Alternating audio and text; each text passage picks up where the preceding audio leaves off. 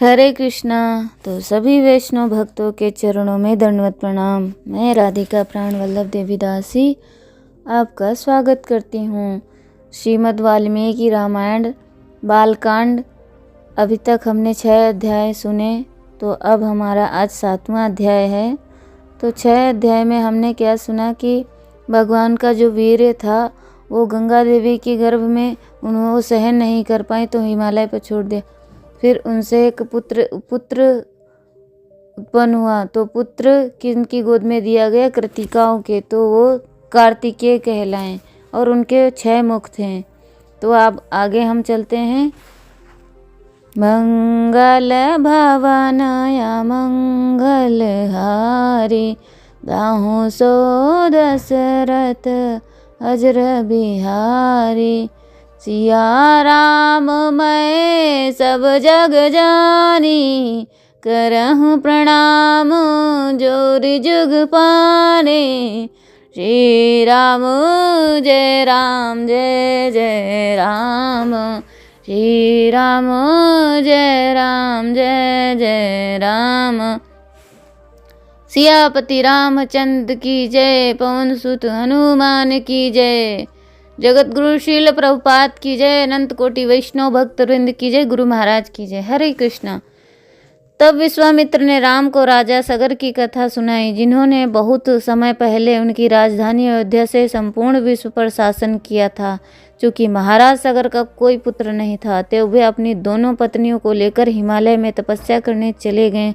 कुछ समय पश्चात उन्हें भृगु ऋषि से वरदान मिला कि उन्हें एक पत्नी से एक पुत्र होगा जो वंश वृद्धि करेगा, एवं दूसरी पत्नी से 60,000 पुत्र होंगे।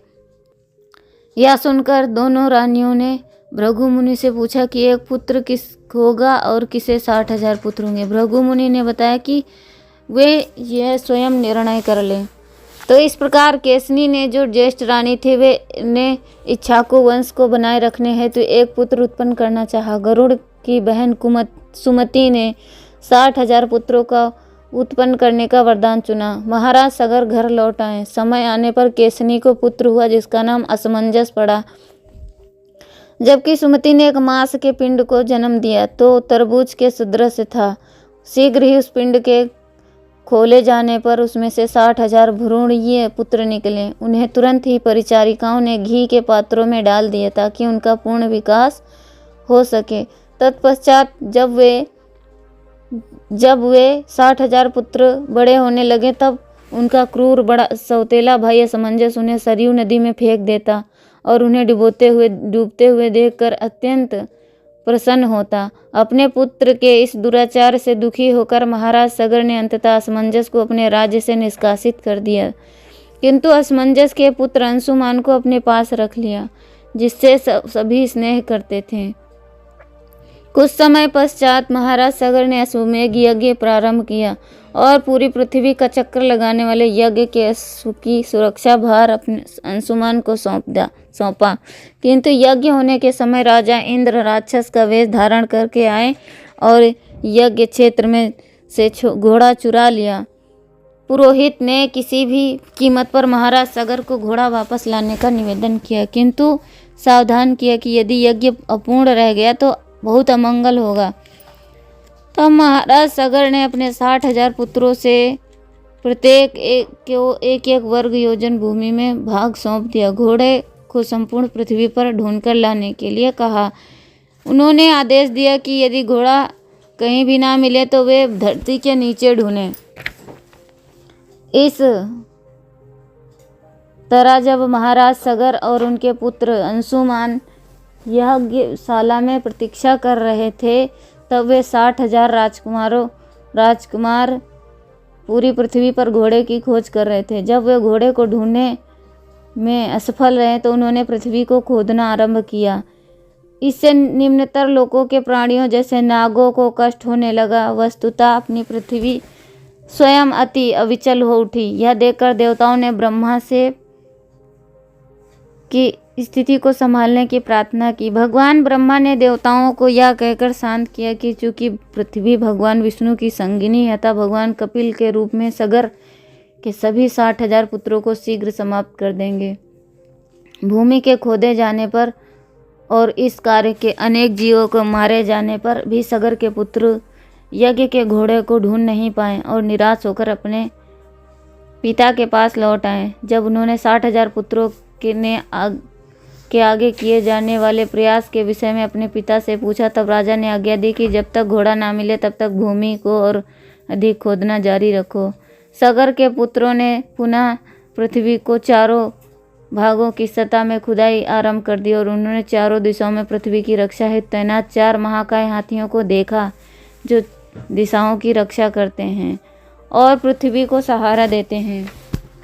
ये विशाल हाथी संपूर्ण पृथ्वी के भार को अपनी पीठ पर उठाए रखते हैं और जब वे शारीरिक थकावट मिटाने के लिए सिर हिलाते हैं तब भूकंप आता है। अंततः रसातल तक पृथ्वी की खुदाई करने के पश्चात सगर के पुत्रों ने भगवान कपिल को ध्यान में बैठे हुए देखा, जहाँ निकट ही यज्ञ का घोड़ा खड़ा और था, शांति से घास चर रहा था। सगर के पुत्रों ने कपिल को चोर समझा था। उन्होंने खुदाई में उपयोग किए जाने जा रहे औजार से कपिल पर प्रहार करने का प्रयत्न किया। यह कृत्य देखकर कपिल क्रोधित हो गए और केवल अहम मंत्र के उच्चारण से उन्होंने सगर के 60,000 पुत्रों को भस्म कर दिया।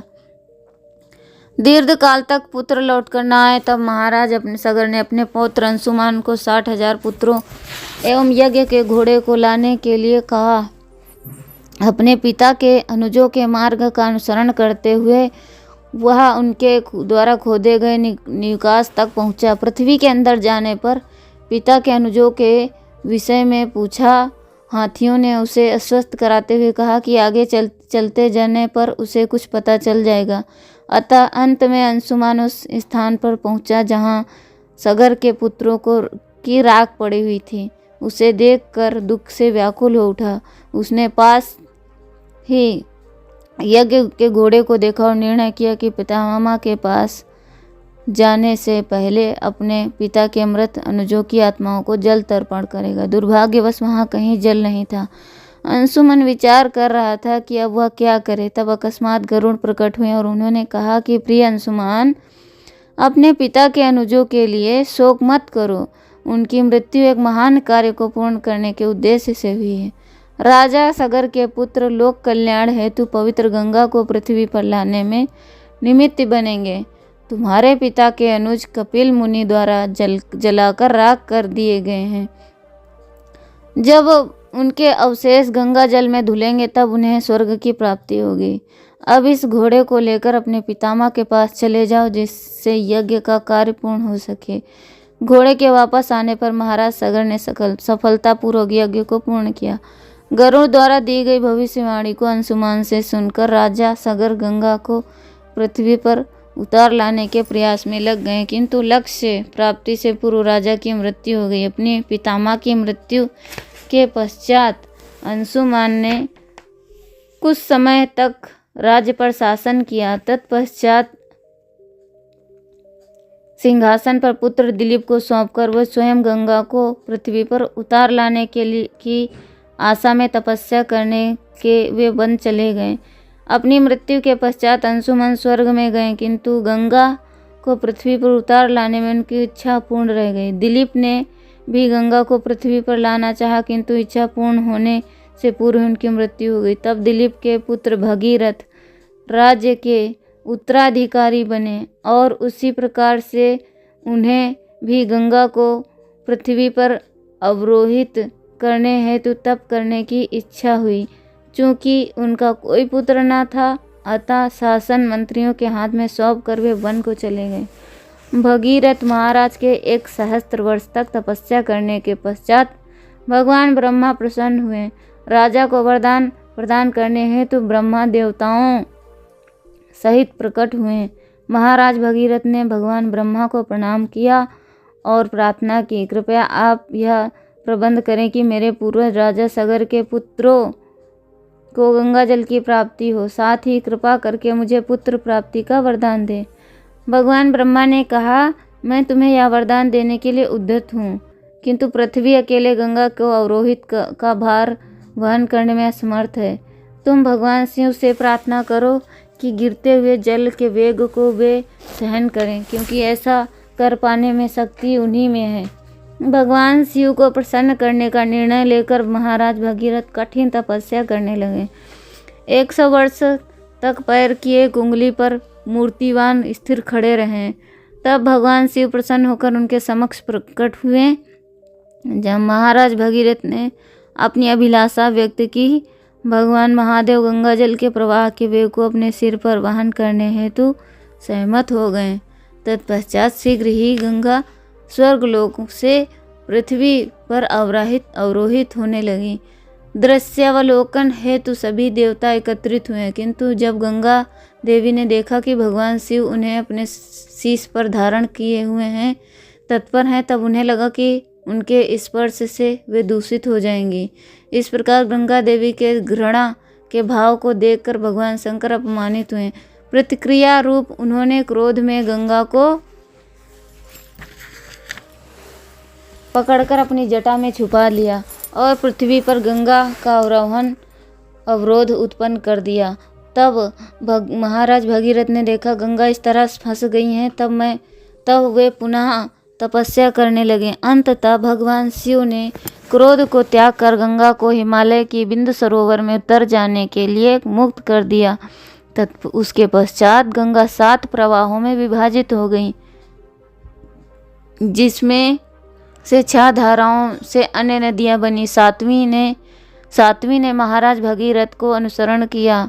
जब वे राजरथ पर सवार होकर जाने लगे, तब गंगा विभिन्न भूभागों से बहती हुई जा रही थी। तब उन्होंने जन्हू मुनि के यज्ञ क्षेत्र को जल प्रबलित कर दिया। क्रोध में उत्तेजित ऋषि ने पूरी नदी को निगल लिया।